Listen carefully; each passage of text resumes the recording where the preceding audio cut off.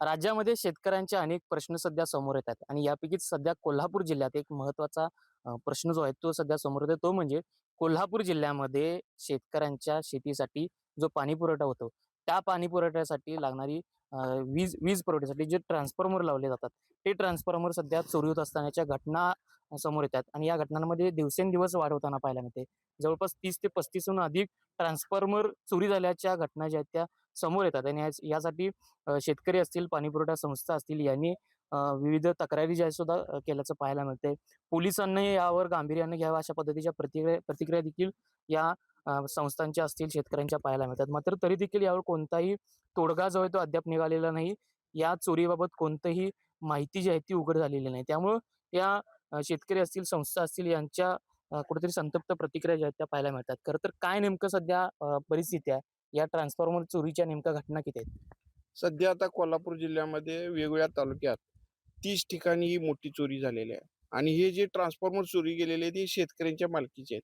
सहकारी पाणीपुरवठा संस्था या शेतकऱ्यांनी स्वखर्चाने उभा केलेले आहेत. ह्या जुन्या काळात 50-60 वर्षापूर्वीच्या पाणीपुरवठा संस्था आहेत, काही आत्ताच्या पाणीपुरवठा संस्था आहेत. 4 लाखापासून 20 लाखापर्यंत ही किमतीचे ट्रान्सफॉर्मर वेगवेगळ्या केवीची म्हणजे तिची धारण क्षमता मोठी असलेली ट्रान्सफॉर्मर या गेलेले आहेत.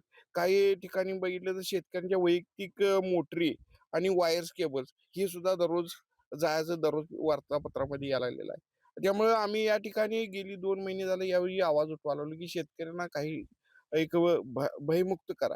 कारण आज ट्रान्सफॉर्मर बसला की उद्या दुसऱ्या दिवशी ट्रान्सफॉर्मर गेलेला आहे. त्याच ठिकाणी 2दा चोरी झालेल्या आहेत. त्यामुळे आम्ही एस-पी साहेबांना निवेदन दिलेलं आहे, कलेक्टर साहेबांना निवेदन दिलेलं आहे की एक विशेष स्क्वॉड नेमणूक करा.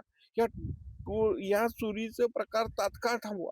नाहीतर हजारो एकर क्षेत्र या ठिकाणी पाणी देण्याची अडचण होणार आहे. मोठं संकट कोल्हापूर जिल्ह्यावरती या ठिकाणी यायची शक्यता आहे. कारण आता सध्या वीज बिलामुळं पाणीपुरवठा संस्थेचं अस्तित्व धोक्यात आलंय. 30 ते 40 लाखाचं लाईट बिल या ठिकाणी थकीतमध्ये पाणीपुरवठा सरकारनं काय केलं 5 ते 7 7.5 एच.पी. वरून वीज माफी दिलेली आहे.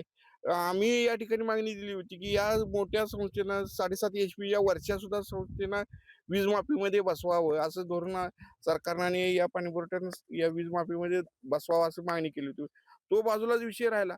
परंतु आता सध्या हा स्वतः ट्रान्सफॉर्मर चोरी जाण्याचा प्रकार जो झाला आहे, तो अत्यंत लोकांना अडचणीत आणणार आहे.